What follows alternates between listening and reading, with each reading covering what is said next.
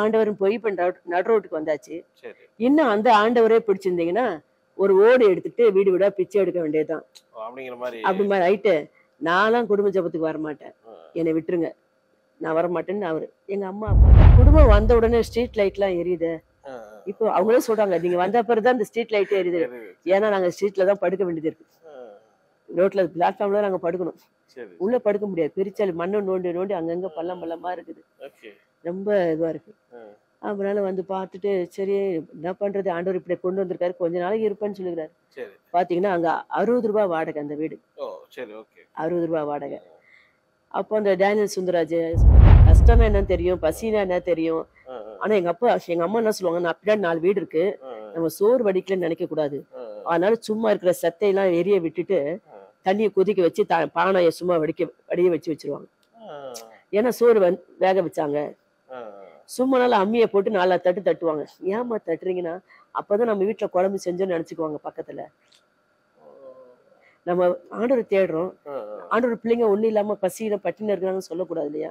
அவங்க வந்து சும்மா தட்டுவாங்க, அம்மி காலை போட்டு. சொன்னோன்னே எல்லாம் சொல்றாங்க, டேய் உங்க அம்மா பேச்சை கேட்டுட்டு இதே இடத்துல இருக்க போறேன்னு சொல்றீங்க, இருங்க, இதே திருவத்தூர்ல பிச்சை எடுப்பீங்கடா, எங்கட கண்ணெல்லாம் பார்க்க போகுது பாரு சொல்லிட்டு கோவத்துல டவலை உதறிட்டு தோல் மேல போட்டுட்டு எல்லாரும் போயிட்டாங்க. இதே திருவத்தூர்ல பிச்சை எடுப்பீங்க, நாங்க பார்க்க போறோம் பாரு சொல்லிட்டு போனாங்க. ஆனா அதே திருவத்தூர்ல இன்னைக்கு ஆண்டவர்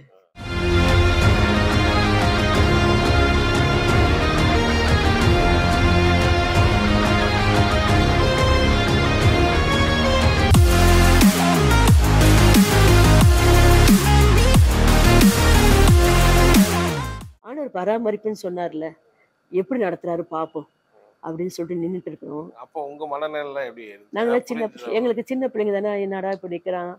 ஒரு பக்கம் எனக்கு கொஞ்சம் தெரியும், என் தம்பிக்கெல்லாம் அவன் கூட தெரியாது, எனக்கு அந்த நான் 8வது படிக்கிறேன்னு, 8ஆம் கிளாஸ் ஓரளவுக்கு தெரியும்.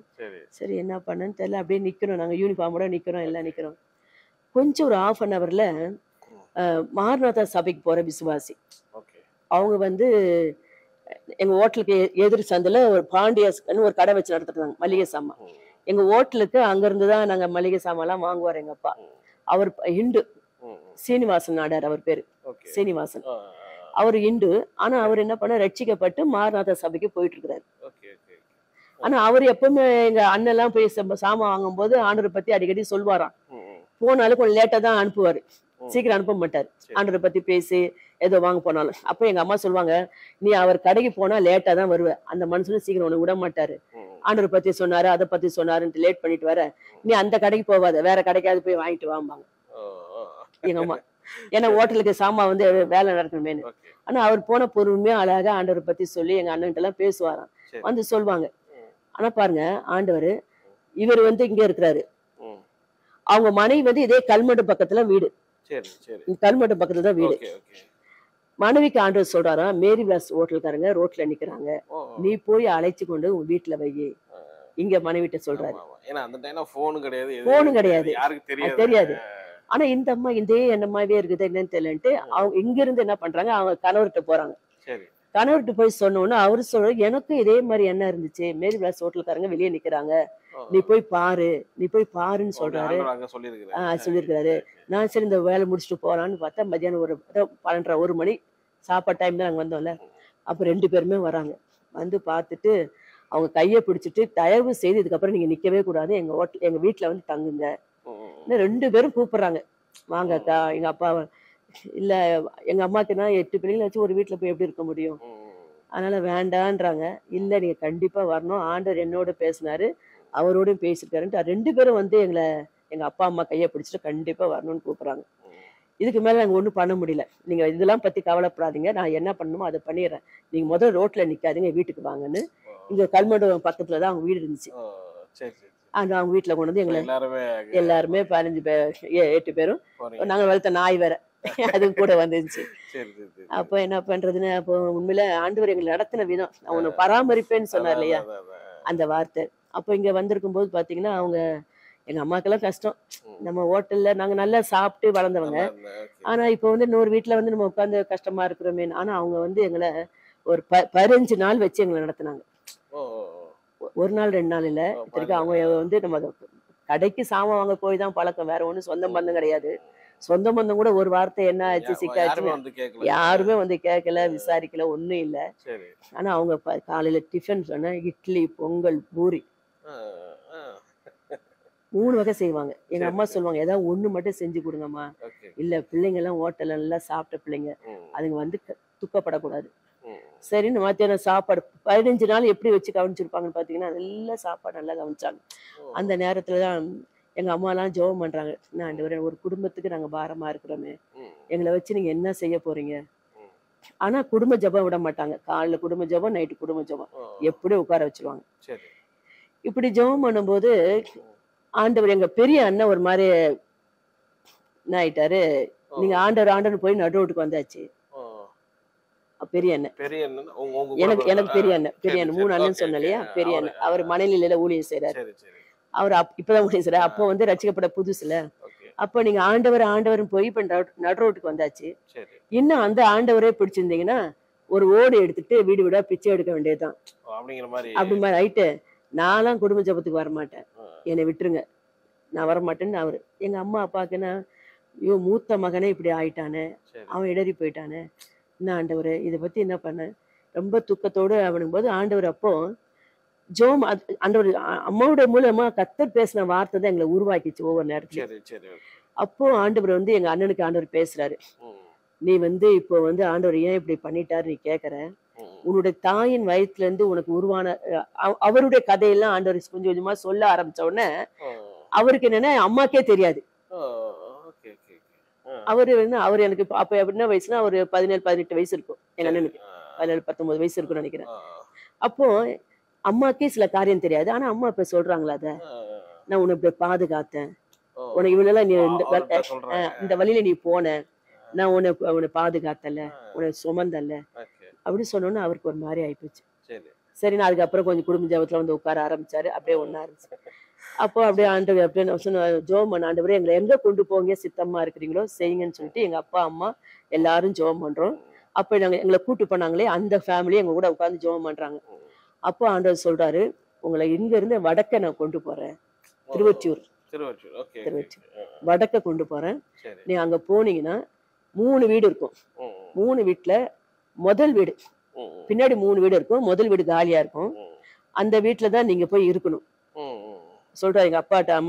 அம்மா மூலமா ஆண்டவர் பேசும்போது அந்த வீட்டுல நீ கொஞ்ச நாள் இருப்ப. யார்? எங்க அப்பாட்ட சொல்லிட்டாரு, நீ கொஞ்ச நாள் இருப்ப.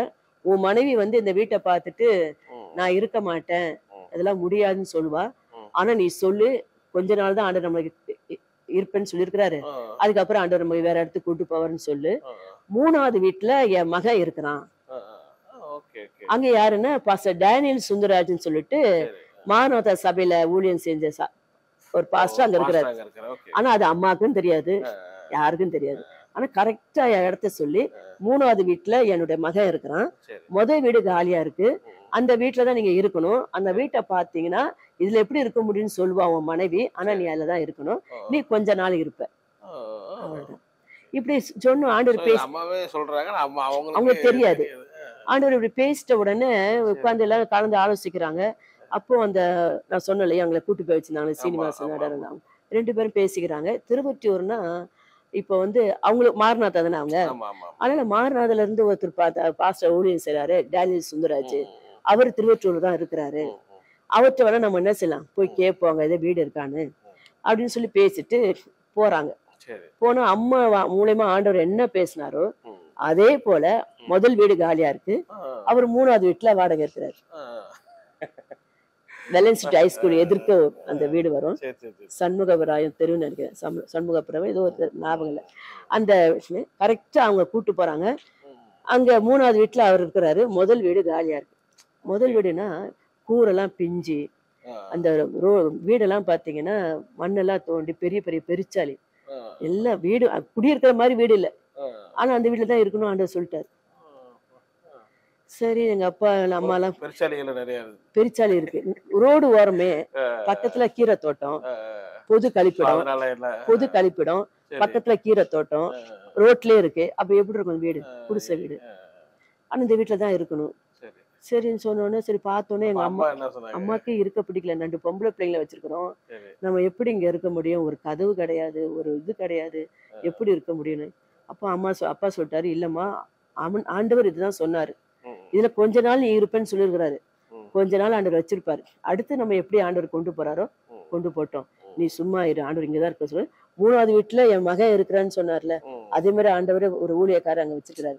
அது உண்மைதான். அதனால நம்ம என்ன செய்யணும் இருக்கும். அது ஒரு குடிசை வீடு. குடிசை எல்லாம் குடிசை வீடு தான்.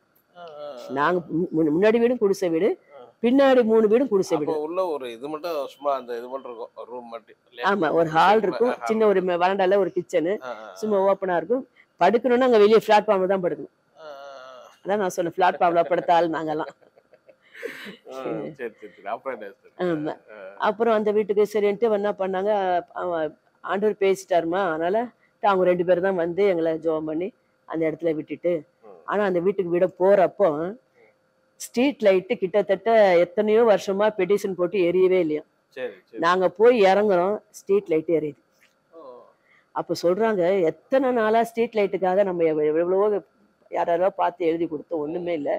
இந்த குடும்பம் வந்த உடனே ஸ்ட்ரீட் லைட் எல்லாம் எரியுது. இப்போ அவங்களே சொல்றாங்க, நீங்க வந்த பிறகுதான் இந்த ஸ்ட்ரீட் லைட் எரியுது. ஏன்னா நாங்க ஸ்ட்ரீட்ல தான் படுக்க வேண்டியது இருக்கு. ரோட்ல பிளாட்ஃபார்ம்ல நாங்க படுக்கணும். உள்ள படுக்க முடியாது, பிரிச்சாலு மண்ணை நோண்டி நோண்டி அங்கங்க பள்ளம் பள்ளமா இருக்குது. ரொம்ப இதுவா இருக்கு. அதனால வந்து பார்த்துட்டு சரி என்ன பண்றது, ஆண்டவர் இப்படி கொண்டு வந்திருக்காரு, கொஞ்ச நாளைக்கு இருப்பேன்னு சொல்லிக்கிறாரு. பாத்தீங்கன்னா அங்க 60 ரூபாய் வாடகை அந்த வீடு. 60 ரூபாய் வாடகை. அப்போ அந்த டேனியல் சுந்தராஜ் சொன்னாரு, நீங்க இருங்கம்மா, நீங்க கவலைப்படாதீங்க, நான் பக்கத்துல தான் இருக்கிறேன், நான் பாத்துக்கிறேன். அவர் கல்யாணம் முடிக்காம இருந்தாரு.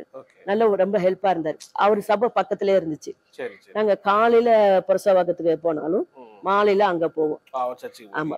இப்ப திருவற்றூர் போன பின்பு நான் ஐயா சொல்லிட்டாரு, சுந்தரம் பாஸ்டர், இவ்வளவு தூரத்து நீங்க அங்க வர வேண்டாம். என் பாஸ்டர் ஜெபமணின்னு சொல்லிட்டு இங்கே இருந்தாரு ஒருத்தர், நாகர்கோயிலுக்காரர் தான் அவரு. ஜெபமணி பாஸ்டர் சபை இங்க இருக்கு, நீங்க அங்க போங்க, அவரு என் தம்பி தான், நீங்க அங்க போங்க, நீங்க எதுனாலும் வந்து நான் உங்களுக்கு பாத்துக்கிறேன், நீங்க அவர்கிட்டயும் சொல்லிட்டாரு, இந்த ஃபேமிலி நீங்க பாத்துங்க. அதனால இங்க வந்து திருவற்றூர்ல இருந்து இங்க ராயபுரத்துக்கு தான் வருவோம், இங்க ரேணி ஆஸ்பத்திரி தான் அவரு சபை. இப்ப மாலையில பாஸ்டர் டேனியல் சுந்தர சபைக்கு நாங்க போவோம் அப்படியே இருப்போம். ஆனா போக போக அப்படியே இருந்துச்சு. அப்போதான் எங்க அண்ணனுக்கு, பெரிய அண்ணனுக்கு ஒரு 100 ரூபாய்க்கு ஒரு கம்பெனில வேலை கிடைச்சது, பேப்பர் கம்பெனில. இங்க ராயபுரத்துல அர்த்தன் சாலை வந்த ரோட்ல இருக்கு அந்த பேப்பர் கடை, இன்னும் இருக்கு அந்த கம்பெனி. அப்போ எங்க அண்ணன் வந்து அங்க வேலை செய்யறாரு. 100 ரூபாய் சம்பளம், 60 ரூபாய் வாடகைக்கு போயிடும், 10 ரூபாய் அவருக்கு போக்குவரத்து செலவுக்கு அப்பா கொடுத்துருவாரு. அத தசம்பாகம் எடுத்துட்டு வச்சிருவாரு எங்க அப்பா. மீதிதான் எங்களுக்கு சாப்பாட்டுக்கு. சொல்ல போனா ஒரு 15 நாள் நல்லா சாப்பிடுவோம். நல்லா சாப்பிடணும், ஒரு குழம்பு சாப்பாடு வச்சு சாப்பிடுவோம். மீதி 15 நாளைக்கு வெறும் கஞ்சி, நொய் கஞ்சி. அதான் ஒரு வருமானம் தான். 2வது அண்ணன் வந்து லாரி கிளீனரா போனாரு. இத்தனைக்கு இவங்க எல்லாம் வந்து ஹோட்டல்ல வச்சு நல்லா சாப்பிட்டவங்க, நினைச்ச நேரம் ஏதோ போட்டு சாப்பிடுவாங்க. இப்ப அந்த வேலைக்கு எல்லாம் போய் பழக்கம் இல்லை. ஆனா சூழ்நிலைக்காக எல்லாம் லாரி கிளீனரா அண்ணன் போனார், 2வது அண்ணன். அவர் போனாருன்னா 1 வாரம் கழிச்சுதான் வருவார். 1 வாரம் கழிச்சு வந்தா 25 ரூபாய் கொண்டு வருவார். டெய்லி 5 ரூபாய், எப்படி 25 30 ரூபாய் கொண்டு வருவாரு. அதுல 5 தசம்பாகம் எடுத்து வச்சிருவாரு அப்பா. எல்லாம் எடுத்து வச்சுட்டு அதை வச்சு கொஞ்ச நாளைக்கு ஓடும். அப்ப 3வது அண்ணன் சாம்பிராணி கம்பெனில வேலை செஞ்சாரு. சாம்பிராணி இதுல அதுல வேலை செய்யும் போது அதுல கொஞ்சம் வருமானம், அப்படியே வச்சு கொஞ்ச நாள் ஓடிட்டு இருந்தோம்.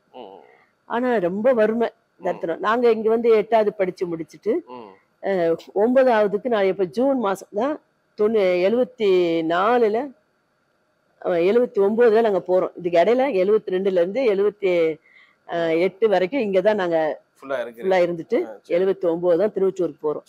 ஜூன் மாசம் போறோம். அப்போ 9th ஸ்டாண்டர்ட் நான் பாதி படிச்சுட்டு இருக்கிறேன். போய் 6 மாசத்துல எங்க அப்பா இறந்துட்டார். அது இறந்ததுக்கு ஒரு என்னன்னா, எங்க அப்பா என்ன பண்ணிட்டாரு, எங்க அம்மாவுக்கு ஊழியம்தான் ஆண்டவர் பேசிட்டாரு எல்லாம். எங்க அப்பாவுக்கு என்னன்னா, நம்ம வந்து பெரிய பெரிய ஹோட்டல் வச்சு நல்லா சம்பாரிச்சோம், எந்த ஊழியக்காரங்களுக்கு நம்ம என்ன செய்யல, கொடுக்கல.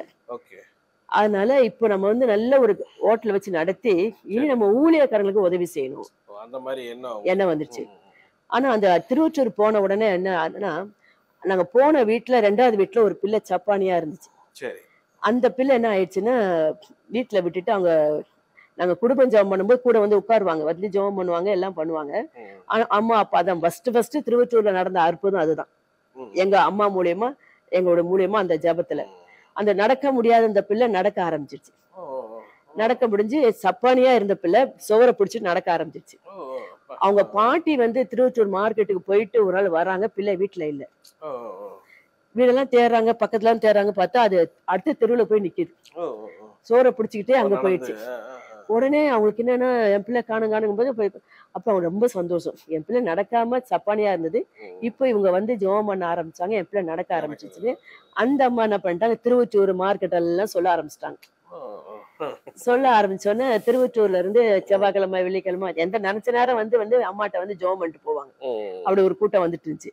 அப்ப அதன் மூலமா ஆண்டவர் என்ன பண்ணாரு, 5 ரூபாய் 10 பைசா அப்ப வர காணிக்க வரும், அதை வச்சு கொஞ்ச நாள் கிட்டத்தட்ட ஒரு 6 வருஷங்களை புடம்பிட்டார். அதை வச்சு கொஞ்சம் அப்ப எங்க அப்பாவுக்கு என்னன்னா மத்தவங்களோட கை நீட்டி வாங்குறது எங்க அப்பாவுக்கு பிடிக்கல. வாங்குறது எங்க பிடிக்கல. நம்ம வந்து எவ்வளவோ பணம் ஊழியக்காரங்க நம்ம கொடுக்கல. இப்போ நம்ம வந்து ஒரு ஹோட்டல் வச்சு நம்ம என்ன செய்யணும், ஊழியக்காரங்களுக்கு நம்ம கொடுக்கணும். ஆனா நீ யார்கிட்டயும் நீ வாங்க கூடாது, வந்தவங்களுக்கு நல்ல ஜெபம் பண்ணி அனுப்பு, ஆண்டவர் விடுதலை கொடுக்கட்டும், நீ பைசா வாங்க கூடாதுன்னு அப்படின்னு. சரி அப்ப என்ன சொன்னாரு, நீ அந்த ஹோட்டலுக்காக ஒரு 3000 தேவைப்படுது, 2000 தேவைப்படுது, நீ அதுக்காக மட்டும் ஜெபம் பண்ணு. ஆண்டவர் 2000 கொடுத்த தேரடியில ஒரு ஹோட்டலை பார்த்துட்டு நானும் பிள்ளைங்களும் ஹோட்டல் செய்யறோம், நீ வரவங்க ஜெபம் பண்ண அனுப்பு, நம்ம இங்க இருந்து மத்தவங்களுக்கு உதவி செய்யலாம். எங்க அம்மா ஜெபம் பண்றாங்க, 1 நாள் 2 நாள் 3 நாள் பதிலே வரல. ஏன்னா ஆண்டவர் வந்து குடும்பமா ஊழியத்துக்குன்னு சொல்லிட்டாரு. எங்க அப்பா வந்து நினைச்சது ஒரு காரியம் ஒரு பக்கம் நல்லதா இருந்தாலும் அது தேவ சித்தம் இல்லைன்றதுக்கு எங்க அப்பதான் தெரியும். ஆனா எங்க அம்மாட்ட சொல்லுங்க, யாராருக்கோ வந்து ஜெபம் பண்றாங்க, உடனே விடுதலை கிடைக்குது, என்னென்னமோ நடக்குது. ஆனா ரொம்ப வறுமையில பசியில இருக்கும்போது என் தம்பி பாஸ்டர் குமார்லாம் ரொம்ப துவண்டு போயிடுவான். அப்ப எங்க அப்பா சொல்லுவாரு, சிங்க குட்டிகள் தாழ்ச்சி அடைந்து பட்டினியா இருந்தாலும் கர்த்தரை தேடுகளுக்கு ஒரு நன்மை குறையப்படாதுன்னு சொல்லி இந்த வசனத்தை அவன் வாயில அறிக்கை பண்ணி ஜெபிக்க வைப்பார். அவன் முடியாம சொல்லுவான், சொல்லி ஜெபம் பண்ணுவான், இந்த வசனத்தை சொல்லி ஜெபம் பண்ணு. அப்படியே என்பது ஆண்டவர் வந்து கொஞ்சம் கொஞ்சமா சொன்னாரு, எவ்வளவு காலம் எனக்கு இந்த புடமிடுதல் ஆண்டவரே என்ன உன் மனைவி கேட்கறா. எங்க அப்பாட்ட பேசுறாரு, உன் மனைவி வந்து என்கிட்ட ஆண்டவரே எத்தனை காலம் இந்த புடமிடுதல் இவ்வளவு சோதனை எங்களுக்குன்னு கேட்கறா, கொஞ்ச காலம்தான். அப்புறம் வந்து நான் உங்களுக்கு என்ன செய்வேன், என் பிள்ளைங்க மூலமா உங்களுக்கு எல்லாம் நான் கொடுத்து அனுப்புவேன். கொடுத்து அனுப்பும் ஒரு லிஸ்டே சொன்னாரு. அது யாரும் நம்ப மாட்டாங்க, ஆனா உண்மை அந்த ஹார்லிக்ஸ் வரும், சோப்பு வரும், தானிய பொருட்கள் வரும், அரிசி வரும், பருப்பு வரும், எல்லாம் வரும் அப்படின்னு சொன்னாரு. அப்போ அம்மா எங்க அம்மாட்ட சொல்றாரு எங்க அப்பா, ஆண்டவர் பாருமா இந்த லிஸ்ட். எங்க அப்பா எழுதுற பழக்கம் உண்டு. அம்மா பேசினாங்க, ஆண்டவர் பேசினாருன்னா அது எழுதி வைப்பாரு, வச்சு அந்த வசனத்தை வச்சு ஜெபம் பண்ணுவாரு. இன்னொன்னு அம்மா மூலியமா ஆண்டவர் வசனத்தை சொன்னாருன்னா அந்த வசனம் அப்படியே பைபிள்ல இருக்கும். இப்ப சங்கீதம் 7, 8 வசனத்தை சொல்லுவாங்கன்னா அந்த வசனம் அப்படியே இருக்கும். இந்த வசனம் மனப்பாடமா ஆனா அவங்களுக்கு படிக்க தெரியாது. அதுதான் பெரிய ஒரு பியூட்டி. பைபிள் படிச்சாங்களா அதுக்கப்புறம்? படிக்க கடைசி வரைக்கும் படிக்க தெரியாது. கையெழுத்து கூட இப்பதான் எங்க அண்ணன் மாதிரி தம்பி மாதிரி எல்லாம் சேர்ந்து போட பழக்கம் படுத்தினாங்க தவிர. ஆனா அது ஒரு பெரிய கிஃப்ட். வசனம் சொன்னா அப்படியே இருக்கும். அப்பவுமே நம்ம திறந்து பார்த்தா அவங்க வாயில இருந்து சொன்ன வசனம் அப்படியே இருக்கும். இந்த அதிகாரத்துல இந்த வசனம்னா இருக்கும்.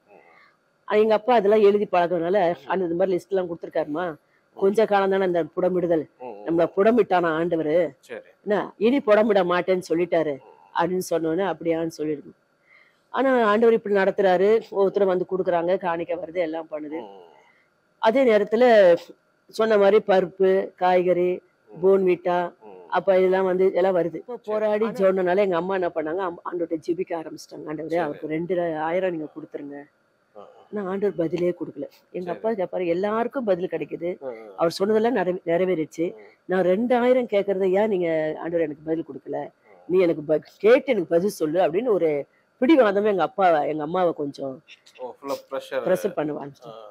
இந்த துக்கம் தாங்க முடியாம என்ன பண்ணிட்டாங்க, எங்க அம்மா ஒரு ரூம்ல போய் அந்த அந்த குடிசை வீட்லயே சின்ன ஒரு ரூம் இருக்கும், அங்க போய் உட்காந்து ஆண்டவரே இந்த மாதிரி கேட்கிறாரு, ஒரு 2000 கொடுத்துருங்க ஆண்டவரே அப்படின்னு ஜெபிக்கும் போது அந்த திட்டவட்டமா பேசிட்டாரு. எப்படி பேசினாருன்னா, இந்த திங்கக்கிழமை போய் வர்ற திங்கக்கிழமை போய் 3வது திங்கக்கிழமை மதியானம் 2 மணிக்கு அவன் ஆத்துமா என் கையில வந்துடும். கரெக்டா பேசிட்டாரு. ஏன்னா எங்க அம்மாவுக்கு டேட்டு தெரியாது. இந்த மாதிரி 3வது திங்கக்கிழமை 3வது ஞாயிற்றுக்கிழமை அப்படின்னு சொன்னாதான் எங்க அம்மாவுக்கு புரியும். டேட்டு சொன்னா அவங்களுக்கு டேட்டு தெரியாது. அந்த இதெல்லாம் தெரியாது. ஆண்டவர் அவங்களுக்கு ஏத்த மாதிரி ஆண்டவர் பேசிட்டாரு. அவங்க கெஞ்சுறாங்க, ஆண்டவரே என் 7 பிள்ளைங்களுக்கு தகப்பனா இருக்கட்டும், இந்த ஒரு முறை எனக்கு இறங்குங்கப்பா அப்படின்னு சொன்ன உடனே ஒரு மேகம் மாதிரி வந்து ஒரு ஐஸ் மாதிரி உடம்பு அப்படியே செலுத்து கடந்து போயிடுச்சு மேகம். எங்க அம்மா ரூம்ல உட்காந்து கதறாங்க, ஆண்டவரே என் பிள்ளைங்க ஒரு புருஷனா இருக்கட்டும், தகப்பனா இருக்கட்டும், எனக்கு ஒரு புருஷனா இருக்கட்டும், மன்னிச்சிருங்க ஆண்டவரேன்னு. ஆனா அந்த வார்த்தை சொல்லிட்டு போயிடுச்சு, அவ்வளவுதான். எங்க அப்பா பக்கத்துல உட்காந்து கேட்கிறாரு, இந்த சத்தம் ஆண்டவரே என் பிள்ளைங்களுக்கு தகப்பனா இருக்கட்டும் கெஞ்சினாங்கல்ல, அந்த சத்தம் இவர் காதுல கேட்டுருச்சு. கேட்ட உடனே சரி வெளியே வந்த உடனே கொஞ்ச நாள் கழிச்சு வெளியே வந்தோடனே இன்னும் முகம் ஒரு மாதிரி இருக்குன்னா அப்பா புரிஞ்சுக்கிட்டாரு. என்னன்னா ஒன்னும் இன்னைக்கு சும்மா இருங்க, ஆண்டவர் சித்தத்துக்கு ஒப்பு கொடுத்து ஜெபம் பண்ணுங்கன்னு சொல்லிட்டு தெரிஞ்சிச்சு, அம்மாவுக்கு தெரிஞ்சிச்சு. ஆண்டவர் சித்தத்துக்கு ஒப்பு கொடுத்து ஜெபம் பண்ணுங்க, பேசாம அதை பத்தி நீங்க பேசாதீங்க அப்படின்ட்டு கோவமா சொல்லிட்டு அம்மா விட்டாங்க. ஆனா அம்மாவுக்கு பாருங்க, ஒரு மனைவிக்கு தன் கணவர் இந்த நாள்ல இருக்க மாட்டாருன்னு தெரிஞ்சா ஒரு மனைவியோட நிலைமை எப்படி இருக்கும் கொஞ்சம் யோசிங்க. உண்மையில அதான் நினைச்சு பார்ப்பேன் நானு. அவ்வளவு தைரியமா அப்படி இருந்து கூட கரெக்டா அம்மா எங்கிட்ட யார்ட்டுமே சொல்லல. எங்க அப்பா ஆமா ஒரு திங்கக்கிழமை ஜெபிக்கிறாங்க, இந்த திங்கக்கிழமை போயிடுச்சு, அடுத்த திங்கக்கிழமை போயிடும், 3வது திங்கக்கிழமை அவன் ஆவி என் கருத்துல மத்தியானம் 2 மணிக்கு வந்துரும்ன்றாரு. இது அம்மாக்கு தெரிஞ்சு போச்சு, மைண்ட்ல செட்டில் ஆகி போச்சு. அப்பா இருக்க மாட்டாருன்னு தெரிஞ்சு போச்சு. ஆனா அவர்கிட்டயும் ஒண்ணும் சொல்லிக்கல, எங்க கிட்டயும் ஒண்ணும் சொல்லிக்கல. ஆனா உள்ள வச்சுக்கிட்டு அம்மா போராடிக்கிட்டு ஜெபம் பண்ணிட்டு நல்லா இருந்த மனுஷன் பாத்தீங்கன்னா நல்லா இருந்தாரு. ஜனவரி மாசம் 14 திங்கக்கிழமை மதியம் 2 மணிக்கு அவருக்கு சனிக்கிழமை தான் வந்து ஒரு ஜுரம் வந்துச்சு. அது வரைக்கும் ஜுரம் கிடையாது, ஒண்ணும் கிடையாது, நல்லா இருந்த மனுஷன். ஜுரம் வந்துச்சு. அப்ப எங்க அப்பா சொல்றாரு, எனக்கு சுக்குமல்லி காபி போட்டு கொடுமா, எனக்கு அது கொடுத்தா சரியாயிடும்ன்றாரு. எங்க அம்மா அது போட்டு கொடுக்குறாங்க. எங்க அண்ணன் தான் கூட, 2வது அண்ணன் சகாயம், அவர் தான் கூட இருந்து அப்பாவை பாத்துட்டு இருக்கிறாரு. எப்படி அதான் வெளியே காட்டிக்கல, அதான் தைரியம். எங்க அம்மா நம்மள படிப்பறிவிலனாலும் ஒரு வைராக்கியம் தைரியமா இருந்தாங்க, மனசுக்குள்ள வச்சுட்டு செஞ்சுட்டாங்க. அம்மாக்கு நாள் நெருங்க நெருங்க நேரம் நெருங்க நெருங்க அவங்களுக்கு ஒரு பதற்றம் வருது. அப்போ சனிக்கிழமை ஜுரம் வந்து படுத்தாரு, ஞாயிற்றுக்கிழமை ஜுரத்துல இருக்கிறாரு, திங்கக்கிழமை காலையில நல்லா பேசுறாரு. எங்க அம்மாக்கு மணியை பாக்குறாங்க, அவரை பாக்குறாங்க, மணியை பாக்குறாங்க, அவரை பாக்குறாங்க, இப்படியே இருக்கிறாங்க. கரெக்டா ஒரு மணி 1:30 மணி கிட்ட அவரு எங்க அப்பா என்ன செய்றாரு, எங்க அம்மாவை கூப்பிட்டு கை இப்படி வச்சுட்டு, இது மேல எங்க அப்பா கையை வச்சுட்டு சொல்றாரு, யாகம்மா நான் ஆண்டுகிட்ட போயிடுவேன், நீயும் உன் பிள்ளைங்களும் ஊழியம் செய்ய, யாரோட சேர்ந்து ஊழியம் செஞ்சிடாத, ஏன்னா படிப்பறிவு இல்ல, உன்னை ஏமாத்திடுவாங்க, அதனால நீ யாரோடும் சேர்ந்து ஊழியம் செய்யாத, நீயும் உன் பிள்ளைங்களுமா சேர்ந்து நீ ஊழியம் செய்ய, இனி கர்த்தர் உங்களை ஆசீர்வதிப்பார் சொல்லி ஒரு செகண்ட்ல விக்கல் வந்துச்சு. 2 மணி கரெக்டா நீங்க அங்கதான் இருக்கீங்களா? எல்லாம் நாங்க சுத்திதான் நிக்கிறோம். அதுக்கப்புறம் தான் அப்ப ஆண்டவர் அவங்க சொல்லும் போது ஆண்டவர்கிட்ட அம்மா கதறாங்க, ஏசப்பா நீங்க என்னன்னா ஒரு வெள்ளை கர்ச்சிப் மாதிரி வெள்ளையா மேல இருந்து அப்படியே பறந்து வந்து எங்க அம்மா மேல இருதயத்துல அப்படியே பதிஞ்சிச்சு. பதிஞ்ச உடனே ஆவியானவர் அவங்கள தேய்ச்சிட்டாரு. தேய்ச்சணும், ஆண்டவரே மூக்குள்ள நீர் எடுத்ததுக்காக நன்றி, ரட்சிக்கப்படாம எடுத்திருந்தாருன்னா ஆண்டவரே எங்க நரகத்துக்கு போயிருப்பாரு, ரட்சிக்கப்பட்டு நீர் உமக்குள்ள நீங்க எடுத்துக்கிட்டீங்க, அதுக்காக நன்றி சொல்ல ஆரம்பிச்சிட்டாங்க. அப்போ வந்தவங்க எல்லாம் 7 பிள்ளைங்க நான் நிக்கிறோம், கொஞ்சம் கூட அந்த அம்மா அழுவவே இல்லையே, நன்றி சொல்ல அழவே இல்லை, நன்றி சொல்றாங்களே. அப்ப ஆண்டவர் அவங்கள ஆவியானவர் அவங்கள தேய்ச்சிட்டாரு. ஏன்னா ஏற்கனவே ஆண்டவர் பேசிட்டாரு, இந்த திங்கக்கிழமை போய் அடுத்த திங்கக்கிழமை போய் 3வது திங்கக்கிழமை மதியானம் 2 மணிக்கு அவன் ஆத்துமா என் கையில வந்துரும்னு சொல்லிட்டாரு. அவற்றை நம்ம போராட முடியுமா? அப்பவுமே அவங்க மன நிலைமைய கொஞ்சம் தைரியப்படுத்திக்கிட்டாங்க. வந்தாங்க அது அவர் தான் வந்து அடக்கம் பண்ணாரு. அப்ப எங்க கையில காசு கிடையாது. சுந்தரம் பாஸ்டர் தான் என்ன பண்ணாரு, வந்து ஜெபம் பண்ணிட்டு ஜெபம் பண்ணி அவர்கிட்ட கையில காசை கொடுத்துட்டு அடக்கத்துக்குரிய எல்லாத்தையும் நீங்க பாத்துங்க அப்படின்னு சொல்லி வந்து ஜெபம் பண்ணிட்டு போனாங்க. அவர் ஜெபம் தலையில கவி ஜெபம் பண்ணிட்டு போயிட்டாரு. கர்த்தர் இனி நடத்துவார் உங்களை. சுந்தரம் அதான் அதான் சொல்றேன், அந்த கேட்ட உபதேசம், அந்த சத்திய வசனங்கள்லாம் அந்த சபைக்குரிய அந்த சபையில இருக்கிறதுனால நல்ல ஆழமான அந்த நம்பிக்கை, அந்த விசுவாசத்தை ஆண்டவர் கொடுத்து திரு நடத்திட்டாரு. அதுக்கப்புறம் இறந்த பிறகுதான் அங்க இருந்து கிட்டத்தட்ட 1980 எங்க அப்பா இறந்தாரு ஜனவரி. நாங்க அங்க போய் 9 கிட்டத்தட்ட நான் ஜூன் மாசம் போயிருக்கிறோம். 6 மாசம் தான் அங்க இருந்திருக்காரு. ஆண்டவர் சொன்னால, நீ கொஞ்ச நாள் இருப்ப, நீ கொஞ்ச நாள் தான் இருப்ப, அதுக்கப்புறம் வேற இடத்துக்கு உன்னை கொண்டு போயிடுவேன்னு சொன்னார் இல்லையா. ஆண்டு அவருக்கு அங்கேயே பேசிட்டாரு ஆண்டு. அப்புறம் தான் நாங்க ஒண்ணுனா யோசிக்கிறோம். உண்மையில ரொம்ப பெரிய ஒரு சாட்சி. அதுக்கப்புறம் எப்படி நடக்குது? அதுக்கப்புறம் நாங்க அந்த பசியில் பட்டினி இருக்கும்போது கூட எங்க அம்மா ஒருத்தட்டே ஒரு 10 பைசா வாங்க விடல. ஆக்சுவலா அப்பா இதாயிடுறாங்க. அப்புறம் திருப்பி அந்த குடிசையில தான் இருக்கிறீங்க. அங்கதான் இருக்கிறோம். நீங்க 8 பிள்ளைங்க. ஆமா 8 பிள்ளைங்க. அப்போ அந்த அந்த இருந்த ஓனர் அம்மா என்ன பண்ணாங்க, ரொம்ப டார்ச்சர் பண்ணாங்க காலி பண்ண சொல்லி. முன்னாடியே எங்க அப்பா இருக்கும் போதே அந்த இடத்த. ஏன்னா அந்த ஒரு நாள் முருங்கீரை என்ன பண்ணிட்டாங்க, உடைச்சி அவிச்சு சாப்பிட்டோம். சாப்பாட்டுக்கு வழி இல்ல. சரி முருங்கீரை பக்கத்துலயே இருக்கு, வீட்டுக்குள்ளே இருக்கு மரம், பறிச்சு சாப்பிட்டோம். அந்த சாப்பிட்டதுக்கு அந்த ஓனர் அம்மா அவ்வளவு திட்டுச்சு, அவ்வளவு கெட்ட வார்த்தை. இத்தனைக்கும் அவங்க வேற சபைக்கு போறவங்க தான், ஆனாலும் அவங்க கிறிஸ்டின் தான். ரொம்ப பேசினாங்க.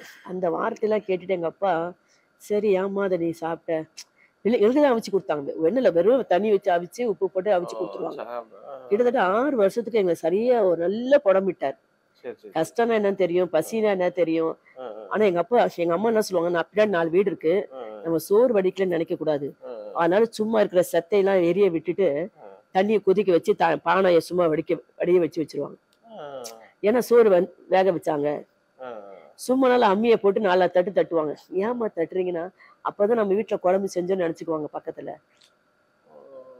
நம்ம ஆண்டவரை தேடுறோம், ஆண்டவர் பிள்ளைங்க ஒண்ணு இல்லாம பசியில பட்டினி இருக்காங்கன்னு சொல்லக்கூடாது இல்லையா. அவங்களுக்கு சும்மா தட்டுவாங்க அம்மி காலை போட்டு. கேட்டா அப்படிதான் சொல்லுவாங்க. பக்கத்து வீட்டுலவங்க எல்லாம் செய்யறாங்க. நிறைய சாப்பிடாம இருந்திருப்பீங்க ரொம்ப நாட்கள். அதான் சொல்றேன், அதான் ரொம்ப வறுமை தரித்திரம் இப்படி எல்லாம் இருந்து அப்புறம் தான் வேற வீட்டுக்கு போலான்னு அங்க தேடும் போதும் வீடு கிடைக்கல. எல்லாம் அந்த பொங்கல் நாள்ல காலி பண்ண சொல்றாங்க. அப்போ கிடைக்கல. சரி அதுக்குள்ள எங்க அப்பா இறந்துட்டாரு. அப்போ அந்த அம்மா என்ன சொல்லிச்சு, நீங்க உடனே காலி பண்ணா யாரும் வரமாட்டாங்க, நீங்க இருந்துட்டு அப்புறமா நீங்க மெதுவா போங்க அப்படின்ட்டாங்க. எங்க அப்பா இறந்த பிறகு. அதுக்கப்புறம் எங்களுக்கு தெரிஞ்ச எங்க அப்பா இறக்கும் போது 47 வயசு எங்க அப்பாவுக்கு, எங்க அம்மாக்கு 40 வயசு. சின்ன வயசுதான். அப்ப கூட யாருமே உங்க தெரிஞ்சவங்க அது என்ன, அப்ப எல்லாம் இறந்த பிறகு பிரேயர் மீட்டிங் வைப்பாங்க இல்லையா.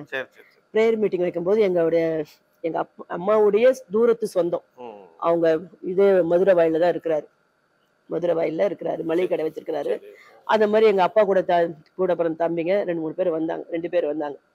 வந்து எல்லாம் கொஞ்சம் பேசிட்டு கடைசியா போறப்போ என்ன சொன்னாங்க, எங்க அண்ணனை கூப்பிட்டு, டே ஆண்டவர் ஆண்டவர்னு சொல்லிட்டு இந்த நிலைமைக்கு வந்துட்டீங்க, இன்னும் அந்த ஆண்டவரே இருந்தீங்கன்னா உங்க அம்மா ஒண்ணு வேலை தெரியாது, நீங்களாவது ஒரு நம்ம குடும்பம் தொழில் செய்து சம்பாதித்து சாப்பிடுற குடும்பம், சோம்பேறியா உட்கார்ந்து சாப்பிடுற குடும்பம் இல்ல அப்படி சுட்டி காட்டுறாங்க.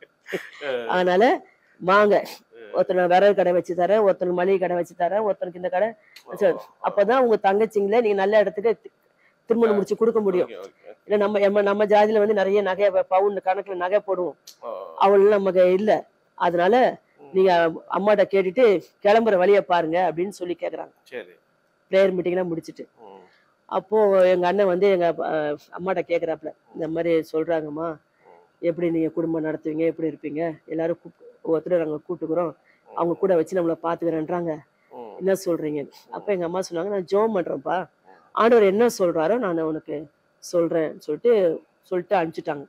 அப்போ ஆண்டவர் ஜெபம் பண்ணும்போது ஆண்டவர் சொன்னாராம், நாசியில் சுவாசம் உள்ள மனுஷன் மேல் நம்பிக்கையா இருப்பதை பார்க்கலும் கர்த்தர் பேரில் பற்றுதலா இருப்பதே நலம்.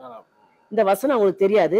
சங்கீதம் 118 இந்த வசனத்தை சொல்லி இதை படின்னு சொல்லியிருக்காங்க. அப்போ அண்ணன் படிச்சு காட்டிடுறாங்க. படிச்ச உடனே இந்த வசனம் இப்படி வருதுன்னு சொன்ன உடனே, அதனால ஆண்டவர் இந்த வசனத்தை கொடுத்துருக்காருப்பா, நான் சொல்லு, நான் வரல சித்தப்பா, நாங்க இங்கே இருந்துக்கிறோம், அம்மா வேண்டான்னு சொல்லிட்டாங்க அப்படின்னு சொல்லிடுன்னு சொன்ன உடனே போய் எங்க அண்ணன் போய் சொல்றாரு. சொன்ன உடனே எல்லாம் சொல்றாங்க, டே உங்க அம்மா பேச்சை கேட்டுட்டு இதே இடத்துல இருக்க போறேன்னு சொல்றீங்க, இருங்க, இதே திருவத்தூர்ல பிச்சை எடுப்பீங்கடா, எங்கட கண்ணெல்லாம் பார்க்க போகுது பாரு சொல்லிட்டு கோவத்துல டவலை உதறிட்டு தோல் மேல போட்டுட்டு எல்லாரும் போயிட்டாங்க. எல்லாம் போய் இதே திருவொற்றியூர்ல பிச்சை எடுப்பீங்க, நாங்க பார்க்க போறோம் பாரு சொல்லிட்டு போனாங்க. ஆனா அதே திருவொற்றியூர்ல இன்னைக்கு ஆண்டவர் எல்லா விதமான நன்மையில ஆசீர்வாதங்கள் கொடுத்து அந்த பாதுகாத்து அதுவும் சொன்ன அவரை நினைச்சு 1000 நாவல் இருந்தாலும் போதாது அவரை துதிக்க, அவரை மகிமைப்படுத்த. அப்புறம் அந்த குடிசை வீட்டுல இருந்தோம். அப்புறம் ஒரு தெரிஞ்சனால ஒரு 4 ஃபேமிலியெல்லாம் வந்து எங்களை வந்து ஒரு ஐடிசில ஒரு வீடு சின்ன இடம் வாங்கி சின்ன ஒரு ஓடு போட்டு சின்ன வெளியில ஒரு மண்ணு தரை தான், சின்ன ஒரு ஹால் மாதிரி ஒரு 10 பேர் படுக்கலாம் வரிசையா, ஒரு கிச்சனு. அப்போ பாச சுந்தரம் வந்து தான் அந்த இடத்த ஜோம் பண்ணி எங்களுக்கு கொடுத்துட்டு, எங்களுக்கு வந்து லெட்டின் பாத்ரூம்லாம் ரயில்வே கேட் தாண்டி தான் போகணும், அங்க வந்து கிடையாது. இப்ப இங்கேயே அப்படிதான் இருந்தது.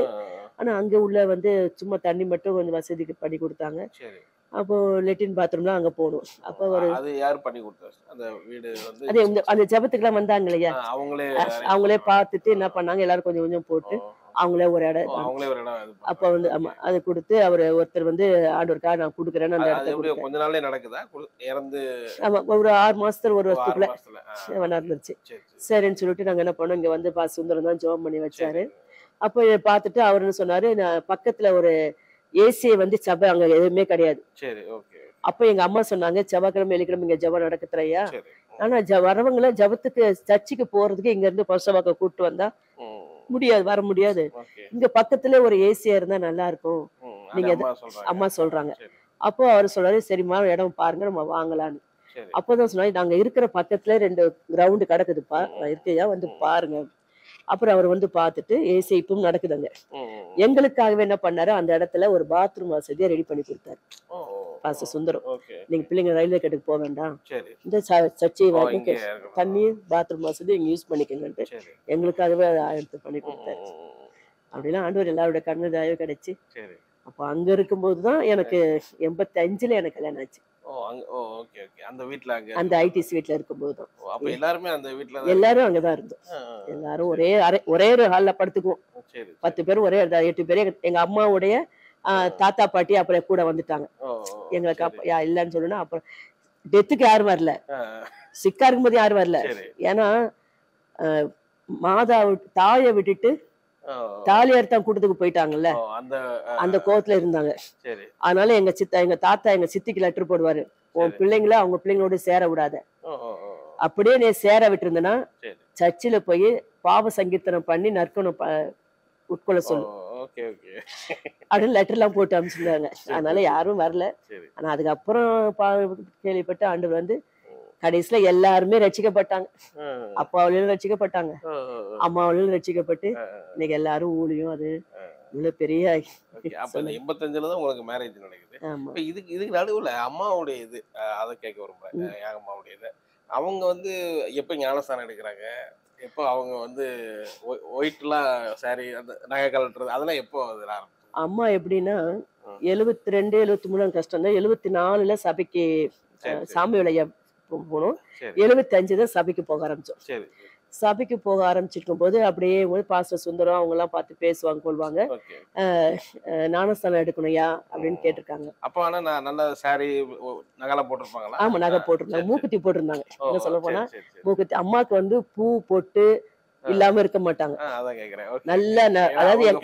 ஆமா எங்க அப்பா என்னன்னா, எங்க அம்மா வந்து ஆளினால் ஹோட்டல் நடத்தும் போது சமையலுக்கு சமையல் செய்வாங்க. காய் வெட்டி கொடுக்கணுமா, துவஞ்சல் வெட்டி கழுவி கொடுக்கணுமா, மீன் சுத்தம் பண்ணி கொடுக்கணுமா, வெங்காயம் வெட்டி கொடுக்கணுமா, காலை 4 மணில இருந்து நைட்டு 12 மணி வரைக்கும் நல்ல வேலை செய்வாங்க. அதனால எங்க அப்பாவுக்கு என்னன்னா ஒரு நம்பிக்கையான ஒரு ஆள் எங்க அம்மா. அதுக்கு வேலைக்கு ஆள் வச்சா கூட அப்படி செய்ய மாட்டாங்க. அதனால எங்க அப்பா என்னன்னா எங்க அம்மாக்கு நல்ல நகை எடுத்து கொடுத்துருவாரு. ஏன்னா எங்கேயும் வெளியே போக மாட்டாங்க, எப்பயாவது ஒரு மாதிரி தான் சினிமா தியேட்டர் கூட்டு போவாரு. அதனால நல்ல புடவை வாங்கி கொடுப்பாரு, நல்ல நகை வாங்கி கொடுப்பாரு. ஆனா அவங்க எல்லாம் படி சாயங்காலம் ஒரு 6 மணிக்கு நல்லா குளிச்சுட்டு நல்ல தலை நிறைய பூ வச்சுட்டு பொட்டு வச்சுட்டு என் கடை கிட்ட கல்லாப்பட்டி கிட்ட வந்து நிப்பாங்க எங்க அம்மா நல்லா புடவை கட்டிட்டு. அதுதான் அவங்களுக்கு ஒரு என்டர்டைன்மெண்ட். ஆமா அந்த மாதிரி இருந்தவங்க. அதே நேரத்துல ரொம்ப தைரியமா இருப்பாங்க. ஹோட்டல் நடக்கும் போது யாராவது குடிச்சிட்டு எல்லாம் சாப்பிட்டுட்டு கையில காசு கொடுக்காம ஓனர் அப்படியே வந்து குடுக்குறேன் அப்படின்னு சொல்லிட்டு அப்படியே நழுவ பாருங்க, உடனே அம்மா சட்டையை பிடிச்சிருவாங்க. ஆமா நீ வந்து குடிக்கிற இடத்துல போய் கடை வச்சியா, அங்க குடுத்துட்டு தானே வந்து குடிச்சிட்டு தானே வரேன். சாப்பிடுற இடத்துல மட்டும் ஏன் கடை வைக்கிறேன், மரியாதை எல்லாம் எடுத்து வச்சுட்டு போகும்போது அதுக்கப்புறம் உள்ளதான் பார்த்து தேடிக்கிடி பார்த்து கல்லாப்பட்டில வச்சுட்டு போடுவோம். அவ்வளவு தைரியமா இருப்பாங்க. அந்த மாதிரி என்னன்னா சில நேரத்துல அம்மாவே பெரிய காரியெல்லாம் செஞ்சிருக்காங்க ஹோட்டல்ல. ஆமா, அம்மா சில நேரத்துல வந்து அப்பா வந்து பேச முடியாது, ரொம்ப சாப்பிட்டு. அதனால அம்மா வந்து என்ன ஏமாத்துவாங்கன்ட்டு அம்மா வந்து காலைல சாயங்காலம் 6 மணி 7 மணிக்கு வந்து நின்றுவாங்க அப்பா கூட. அம்மா நிக்கிறனால எந்த குடிகாரனும் உள்ள வரமாட்டான். அப்படியே வந்தாலும் குடிச்சிட்டு ஒழுங்கா காசை கொடுத்துட்டு போயிடுவான். பயந்துருவான். இப்படியே இருந்தனால ஒரு காலத்துல எங்க அப்பாவையே வெட்டுறதுக்கு ஒரு குரூப் ரெடி ஆயிடுச்சு. இந்த மாதிரி பொம்பளைய வச்சுக்கிட்டு இது பண்றான், இவனை போட்டு தள்ளலாம். அது ஒரு பக்கம் வந்து அது ஒரு ஆளுக்கு பிடிச்சிட்டு வந்து ஒரு தகராறு பண்ண ஆரம்பிச்சோம். உடனே அம்மா என்ன பண்றாங்க, சட்டையை பிடிச்சிட்டு உள்ள கொண்டு போய் நல்லா சாத்திட்டு போலீஸ் கம்ப்ளைண்ட் பண்ண அவங்களே வந்து தூக்கிட்டு போயிட்டாங்க. அதே மாதிரி 2 பேரும் எப்பவுமே எங்க அப்பா எதிர்க்க ஒரு இடத்துல யூரின் பாசம் பண்ணுவாரு. எங்க அம்மா சொல்லிட்டாங்க. எங்க அம்மாக்கு அப்பவுமே கொஞ்சம் ஒரு வெளிப்பாடு உண்டு. அரசியல இருந்தா கூட நீங்க அடிக்கடி இந்த சந்துக்குள்ள நீங்க போகாதீங்கம்பாங்க. போகாதீங்க. அந்த மாதிரி இன்னொரு இடத்துல போய் நிப்பாரு, அங்க போய் நிக்காதீங்கம்பாங்க. பாத்தீங்கன்னா 2 இடத்துல ஆள் வச்சிருப்பாங்க. கரெக்டா பாத்தீங்கன்னா இவர்தான் நினைச்சிட்டு இன்னொருத்தரை போட்டு தள்ளிருப்பாங்க. அது மாதிரி நடந்திருக்கு. அவ்வளவு என்ன நல்ல வியாபாரம்.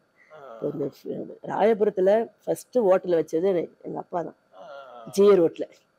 அதுக்கப்புறம் தான் பாண்டியாசு, முனியாண்டி, முகுந்தா கேப் அப்படிலாம் நிறைய வந்துச்சு. அதனால அந்த ஹோட்டல் நல்லா நடக்கிறதுனால நிறைய பேர் கொஞ்சம் போட்டி போறாம இருந்துச்சு. ஆனா அந்த இடத்துல அம்மா வந்து இங்க போகாதீங்க கொஞ்சம் இது பண்ணுவாங்க, அந்த இது ஒரு இருந்துச்சு. அதனால அதே மாதிரி வந்து பாதுகாத்து நடத்துனாங்க. அதனால அவங்களுக்கு நிறைய இது இருந்தா போதும், நல்லா வாங்கி கொடுப்பாரு. அதே மாதிரி சர்ச்சுக்கு போறப்பவும் அப்படிதான் இருந்தாங்க. நல்லா ஆனா பூ வைக்க மாட்டாங்க. அதான் ஒண்ணு இல்லாம தானே ஆண்டுட்டு போகணும். எல்லாம் வித்து எல்லாம் இருக்கிற நகைகள்லாம் வித்து தான் ஆஸ்பத்திரிக்கோ மந்திரவாதிக்கோ அங்க எல்லாம் கொடுத்தாச்சு. ஒண்ணுமே இல்ல, வெறும் ட்ரெஸ் மட்டும் தான். வேற ஒண்ணு ஒரு மஞ்சள் கயிறு மட்டும் போட்டிருந்தாங்க, மூக்குத்தி மட்டும் போட்டிருந்தாங்க. அப்போ சுந்தரன்ட்ட போய் கேட்கும் போது, பாஸ்டர் சுந்தரன் ஞானஸ்தானம் எடுக்கணும்னு சொல்லும்போது, நீங்க ஞானஸ்தானம் எடுக்கிறீங்கன்னு ஆமான்னு சொல்லுங்க. நீங்க எடுக்கிறது சந்தோஷம் தான், இந்த மூக்குல எதுக்கு வேணும் உங்களுக்கு? அது பாம்பு கண்ணு மாதிரி பளிச்சுன்னு இருக்குது, இது வேணுமான்னு கேட்டாராம். உடனே இல்ல எனக்கு கழட்டிடுறேன்ட்டு அப்ப கழட்டினவங்க தான். அதுக்கப்புறம் ஒன்னும் போடல. அப்படியே கொஞ்சம் இது பண்ணிட்டாங்க. ஆமா, அப்ப வந்து அம்மா கொஞ்சம் அப்படியே அங்க பாக்குறத பார்த்தா எல்லாம் ஒயிட் தானே, அந்த புறாக்கள் மாதிரி வராங்க. நல்ல ஒரு கூட்டம் நல்லா இருக்கு. அவங்களே அப்படியே கொஞ்சம் கொஞ்சமா வீட்டுல எப்பயும் நாங்களா கல்யாணம் முடிக்கும் போது கொஞ்சம் கலர் வீட்டுல மட்டும் கட்டுவாங்க. இப்ப கிச்சன் வேலைக்கு எங்களுக்கு நாங்களா கல்யாணம் முடிச்சு வரும்போது எங்களுக்கு சமைச்சு எல்லாம் போடணும் இல்லையா, அந்த நேரம் கொஞ்சம் வீட்டுல கலர் கட்டுவாங்க. ஆனா அதுக்கப்புறம் கொஞ்சம் கொஞ்சமா மாறி ஃபுல்லா வீட்டுல ஒயிட்ன்ற மாதிரி ஆயிப்போச்சு அவங்க. அது மாதிரி அவங்களுடைய அந்த அந்த 72ல இருந்து அப்படி கேட்கிறேன் ஆரம்பம் திருக்கிறது சொல்லிக்கிட்டே இருந்தாங்க இல்லையா, அப்பா வெளியே இருந்து வந்திருப்பாங்க நிறைய கேட்கறதுக்கு, நிறைய ஊழியக்காரங்க. அந்த மாதிரி நிறைய மிராக்கிள் நடந்திருக்கும், மறக்க முடியாத நிறைய ஊழியக்காரங்க எல்லாம். இப்ப உள்ள இருக்கிற பாஸ்டர் ஜான் ஜோசப்னு கேள்விப்பட்டிருக்கீங்க. அவர்லாம் வந்து நைட்டு 10 மணி 12 மணிக்கு மேல வந்து அம்மாட்ட வந்து ஜெபம் பண்ணிட்டு போவாரு. நிறைய ஊழியக்காரங்க பேர்ல ஆரம்ப ஸ்டேஜ்ல நிறைய பண்ணிருப்பாங்களா? அது உங்களுக்கு ஏதாவது ஞாபகம் இருக்கா? யாருக்காவது சொன்னது? அது அம்மா அது வந்து எழுதிட்டு போவாங்க. அந்த அற்புதம் நடந்தோன்னா வந்து அம்மாட்ட சாட்சி சொல்லுவாங்க. ஒரு அம்மாவுக்கு வந்து இங்க ஃபுல்லா அரிப்பு, செக்க செவேன்னு இருக்கும். எங்கெங்கயோ டாக்டர் போய் பார்த்துட்டு வந்தாங்க, நடக்கல. இங்க ஜபத்துக்கு வந்து மறுநாளே பட்டு போயிடுச்சு. அவங்க பேரன் ஒரு வழுக்கையா இருப்பான், முடிய வேலையா. அவனை பார்த்து சொல்லுவாங்க, பாச சுந்தரம் மாதிரியே இருக்கிறேன்ட்டு அவனை சுந்தரன் சொல்லி கூடுவாங்க. அப்படி நிறைய நடக்க முடியாதவங்க செய்வனையினால உண்மையில அம்மா மூலியமா ஆண்டவர் நிறைய இந்த செய்வன கட்டுகளை அறுத்து, மரண கட்டுகளை அறுத்து, வியாதிஸ்தர்களை நிறைய ஆண்டவர் விடுதலை ஆக்கிருக்காரு. என்ன சொல்றது, நிறைய காரியம் அவங்களால பைத்தியமா இருந்து கொண்டு வந்து கட்டப்பட்டிருந்தாங்க. ஆஸ்பத்திரி இருந்து சில பேர் அனுப்பிச்சு விட்டுருவாங்க, திருவற்றூர் அம்மா யாகமாமாட்ட கூட்டு போவாங்க. அந்த மாதிரிலாம் வந்து பைத்தியங்கள்லாம் கூட நல்லா இருக்கு நிறைய. பட் அப்ப வந்து பைபிள் படிக்கிறதுங்கிறது அது வாசிக்க தெரியாதனால படிக்கிறது, வாசிக்க தெரியாது. ஆனா போட்டு கேட்பாங்க, கேசட்ல போட்டு யாரு மெசேஜ் கொடுக்குறாங்க, அந்த கேசட் வந்து அவங்க வீட்டுல ரூம்ல போய்கிட்டே இருக்கும். தூங்குனா கூட போயிட்டு இருக்கும், அந்த மத்தியில வந்து போயிட்டு இருக்கும். கேட்கறது அவங்க. யாருடைய செய்தி ரொம்ப விரும்பி அப்படி கேட்கிற வரையில அவங்களுக்கு? அவங்க வந்து எல்லாருடைய, அது சின்ன பையன் பேசினா கூட கேட்பாங்க. ஓ! அவங்க அந்த மாதிரி ஓகே. யார் பேசினாலும் அவங்க வாயிலிருந்து வர்ற வார்த்தை கர்த்தருடைய வார்த்தை. ஆ. அவங்க அதே அப்படியே பிடிச்சுக்குவாங்க. நீங்க பேசிட்டு போய் 1 வருஷம் கழிச்சு வந்தாலும் சரி. உங்க வாயிலிருந்து இந்த வார்த்தை வந்துச்சுன்னு சொல்லுவாங்க. ஓகே. இது எனக்கு ஆசீர்வாதமா இருந்துச்சு, எனக்கு பிரயோஜனமா இருந்துச்சு அப்படி சொல்லுவாங்க. அதே மாதிரி அந்த நடத்துற விதம், அப்பா இறந்ததுக்கு அப்புறம் அம்மா வந்து ஃபுல்லாவே டேக் ஓவர் பண்ணி நடத்துனாங்களா உங்களை? ஆமா அதெல்லாம் எவ்வளவு கஷ்டப்பட்டிருப்பாங்க. அந்த 85ல தான் நீங்க மேரேஜே ஆமா உங்களுக்கு. ரொம்ப அது வரைக்கும் கஷ்டம். எவ்வளவு அதை 7 உண்மையில அவங்க வந்து அது படிப்பறிவில்லைனாலும் அவங்க அங்கங்க ஜெபம் பண்ண கூப்பிட்டு போவாங்க. சரி சரி அப்ப எங்க அண்ணன், பெரிய அண்ணன் கூட போவாரு, இல்லைன்னா 2வது அண்ணன் கூட சரி போவாங்க. சரி. பஸ் ஏற தெரியாது, நம்பர் தெரியாது. ஆ, ஆ. அம்மா கூட்டு ஓ, போயிட்டு எல்லாமே. பஸ் ஏற தெரியாது, ஆ, நம்பர் தெரியாது. ஆ. அதனால அம்மா தான், அண்ணன் தான் கூட்டு போகணும். சரி சரி அப்படி ஒவ்வொரு வீட்லயும் கூட்டு போய் ஜெபம் பண்ண வைப்பாங்க. ஆண்டவர் அங்க பெரிய செய்வனை கட்டால் விடுதலை கொடுக்கும். ம். உண்மையிலே வந்து அவங்க எப்போ போயிட்டு வந்து எங்களுக்கு காசு கொடுத்தாங்கன்னா அப்பதான் நாங்க நைட்டு சாப்பிடணும். ஓ, அந்த மாதிரி அப்பா இறந்த பிறகு இப்போ கொஞ்சம் வெளியே போக ஆரம்பிச்சாங்க. அப்பா இருக்கிற வரைக்கும் வெளியே போகல, சரி சரி. வீட்டுலதான் எப்பெல்லாம் வராங்களோ ஜெபம் பண்ணிட்டு இருந்தாங்க. ஓகே. அப்பா இறந்த பிறகுதான் கொஞ்சம் வெளியே கூப்பிடுற இடத்துக்கு அண்ணன் கூட போக ஆரம்பிச்சாங்க. சரி. அந்த நேரம் போயிட்டு வரும்போது அவங்க எப்ப வருவாங்களோ, நைட்டு 10 மணி 11 மணி இருந்தா அந்த நேரம் ஒரு உப்புமாவோ கிச்சடியோ ஏதோ கிளறி சாப்பிடுவோம். அந்த மாதிரி கொஞ்சம் வறுமையில கொஞ்சம் அப்படியேதான் இருந்தது. இப்ப அண்ணன் போயிட்டு இருந்தாங்களா வேலைக்கு? மூத்தவங்கள சொன்னீங்கல்ல, ஆமா. அவங்க எல்லாம் ஃபுல்லாவே இவங்க இப்போ கூட ஆமா இவங்க அம்மா ஆமா அப்பா இறந்த பிறகு அம்மா கூட கூட இருக்கணும் இல்லையா, இருந்துட்டாங்க. கூட ஊழியத்துக்காக அப்படியே போக வர. எங்க ஊர் இருக்குல்ல, கூட்டாங்கன்னா இப்ப பொள்ளாச்சி அந்த மாதிரிலாம் போயிடுறோம். அங்கெல்லாம் போறப்ப அண்ணனை கூட்டு போவாங்க, சில சரி நேரத்துல எங்க பாஸ்டரை கூட்டு போவாங்க. ஆ, அந்த மாதிரி எல்லாம் கூட்டு போய் அந்த நேரம் அப்படியே கொஞ்சம் கொஞ்சமா டெவலப் ஆனாங்க. ஆ. இப்ப சாட்சியும் அங்கங்க போய் சொல்லுவாங்க. கண்டிப்பா அவங்க சாட்சினா ஒரு 3 நாள் அவங்க சாட்சி அவங்க சொல்றது ரொம்ப வித்தியாசமா இருக்கும். அதாவது அவங்க படிப்பறிவு இல்ல, சரி யாராவது சரி அவங்க சரி ஜெபம் பண்ண சொல்லுவாங்க. சரி எனக்கு வந்து சர்வெண்ட்டுக்காக ஜெபம் பண்ணுங்க சரி அப்படின்னு. சர்வெண்ட் இருந்தா எனக்கு கவலையே இல்லம்மா, எல்லாம் அது பாத்துக்கிடும், அதுக்காக ஜெபம் பண்ணுங்கன்னு சொல்லுவாங்க. எங்க அம்மாக்கு சர்வெண்ட்னா யாருன்னு தெரியாது. சரி. ஆண்டவரே அந்த மகளுக்கு சர்வெண்ட்டுக்காக ஜெபம் பண்றாண்டு, நல்ல ஒரு சர்வெண்ட் எனக்கு கொடுங்க, அது வாங்கும்படி உதவி செய்யுங்க, அது வாங்கும் அப்படின்னு சொல்லி ஜெபம் பண்ணுவாங்க. சரி அவங்க சொன்னவங்களும் சொல்லிட்டு போயிடுவாங்களா. சரி மறுநாள் வர ஜெபம் கேட்கப்பட்டு அந்த சர்வெண்ட் வந்துட்டாங்கன்னா சரி அவங்க வந்து அம்மாட்ட வந்து சொல்லுவாங்க, அம்மா ஒரு நல்ல ஒரு சர்வெண்ட் கிடைச்சதும்மா எனக்கு, சரி துணி துவைச்சிருது, மாவு அரைச்சிருது, வீட்டை பெருக்கிறது, துடைச்சிருது, சாமான் கழுவிடுது, சமையல் எல்லாமே பண்ணிடுதுமா, சரி ரொம்ப நன்றிம்மான்னு சொல்லுவாங்க. அப்படியா ஸ்தோத்திரம்னு சொல்லிட்டு அம்மா அனுப்பிச்சு விட்டுருவாங்க. அப்புறம் எங்க அண்ணன்ட்ட கேட்பாங்க, என்னப்பா அவங்க வீட்டுல ஒண்ணு சர்வெண்ட் வேணும்னாங்க, அது வாங்கிட்டாங்களாம், எல்லாமே செய்யுதான் வந்து சொல்லி சாட்சி சொல்லிட்டு போறாங்க அப்படின்னு. அப்பதான் எங்க அண்ணன் சிரிப்பாங்க, ஏம்மா சர்வெண்ட் என்ன மிஷின் இல்லம்மா, அது வேலைக்கு ஆளு கேட்டிருக்காங்க. சரி. அதுவா, நான் மிஷின் நினைச்சிட்டு இருந்தேன்பா.